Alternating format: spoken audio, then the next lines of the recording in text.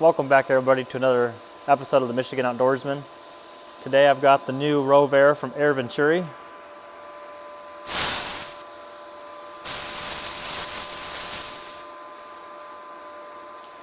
And it is pretty sweet. I will be using this a lot.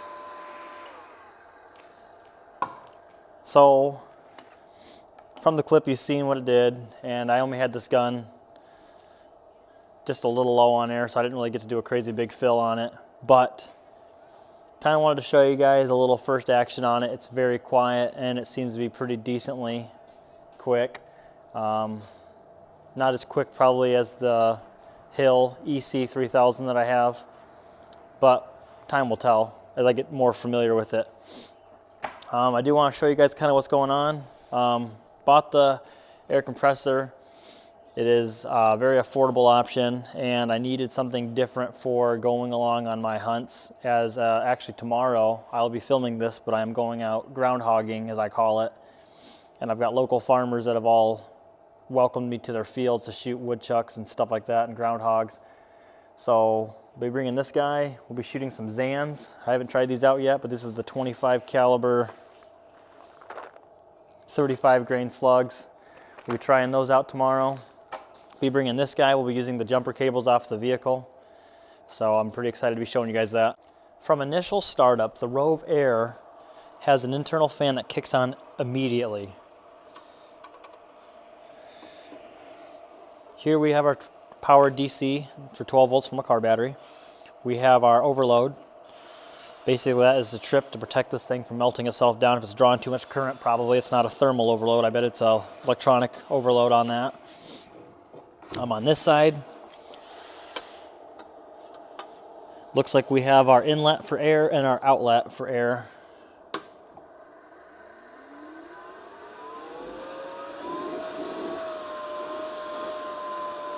Okay, I have it backwards. Inlet for air, outlet. So we're continually cycling the air to keep this cool. Single fan. We have, this is kind of cool, I like, because it takes up less space this way. You have your quick disconnect. Okay, so you can use any hose. If this hose ain't long enough, go buy another hose. You can always add this inline filter to that fitting, okay? It is super simple. Okay, your pressure release valve here. This is your valve safety. I'm going to guess that's where your burst discs are at, but I do not know. Excuse my son in the background playing with my drill. It does not come with this fitting. This is Saber Tactical's extended fitting. I use this because my impact needs that for the ARCA rail that I put on there. Obviously we got our on AC and our on DC, and then our start stop switch, and then this is your fill control knob. It's easy enough to move, but it does not seem to want to move too easily to where your vibrations of the pump can actually move this around. So this is pretty nifty. I've never had a pump like this before. This pump was a little over $400, almost 500 bucks I think, and I think it's a heck of a value for what it is. I really do. So the cord that comes with it, not the heaviest gauge. I bet it's 16 gauge wire, but we'll just have to see if that gets warm or not. I like seeing thick wires, thick cords. That tells me the quality the manufacturer's put into the equipment, and this is kind of on the cheap side, so just something to think about. But yeah, there you go. So one thing I like about this Air Venturi, the RovAir, is basically its lightweight compactness. Like I mentioned earlier, we'll be going out and shooting some woodchucks and groundhogs. This right here is pretty light. I would say 10, 12 pounds. I don't actually know the real weight specs on this thing, but it is light, compact. It arrived very well packaged. It comes with, and I'm sure you already know, the 12 volt DC jumper cables. Comes with a few moisture traps, filters if you want to call it that. It also comes with, we got a male quick disconnect. I call this a deadhead or a dead stop. I'm not sure what they call it. Plug, you could call it that, I guess. Spare O-rings, I'm not entirely sure where they all go. Looks like a couple burst discs.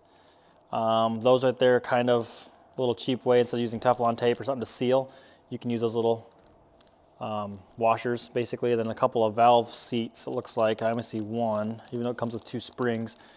Not entirely sure about all that. But this compressor is quiet and it seems to be quick. So out in the field, this is going to be the ultimate setup, I believe, because this gun gets a lot of shots per fill. And then the air tank that I usually bring with me, after bringing it out in the colder weather, the temperature settles on it, and it might be filled at 4,200 PSI when I go to top this gun off, so I'm not getting a true 4,500 PSI fill. And then obviously once you fill the tank up once, you're even less pressure. So whereas having this weighs about the same. It actually takes up probably less space because I got a 98 cubic foot tank or whatever that is, cubic inch, cubic foot. So this right here would go a lot better in my car. And go up to the car, fill it up. I don't really sit out all day with a bag and a tank, you know, unless I'm deer hunting. So this is going to be pretty awesome. As I drive between cornfields and stuff like that, I can just go top my gun off real quick. And I'll have some clips coming up on that sometime shortly here. But I will let you guys know more about it as I kind of figure it out more myself. This is just kind of a first impressions, first look. There's not a whole lot about it on the internet and YouTube and all that. So I figured I'd kind of show it a little bit. If you guys are on the fence about trying it, I can't say I recommend it yet as I haven't used it thoroughly enough. But I will say that I am impressed with its size and its speed and its safety. The reason why I went with the EC3000 was because of its safety features. I looked up a lot of Air Venturi compressors. A lot of them just had terrible reviews because they just seemed to want to push everything out and not take steps into quality. Whereas that EC3000 pump from Hill, the Hill compressor, that is, the Hill pumps is a really good brand actually. I do maintenance at the shop that I work at, and we know a thing or two about pumps, and Hill makes great pumps. So I knew going into that, of course it was about 3 times as much as this, but going into it, that was going to be a beast of a pump, and it sure is. So it's got auto shut off for cooling and all that. You know, you want safeties when you're dealing with this type of pressure, the heat, everything that's generated by these things. You want safety. Like when this thing gets plugged in, this toggle switch is off. There's already a fan running to help keep internals. I'm gonna guess on the electronics, probably there's a transformer or something in there to keep that cool, because that generates a lot of heat. So there's gonna be stuff like that. Then they got dual fans that kick on. I believe it's dual fans. I only see one actually, plus that one back there, so I guess there's 2, but there might be more. But those things kick on, you can hear it. So they seem to want to keep things cool. Those fans are putting out a lot of power. They're moving a lot of air. So I think that's pretty cool. Just my initial first thought, you know. I will give you guys an update later, and I will be giving you guys an update on my Hill pump.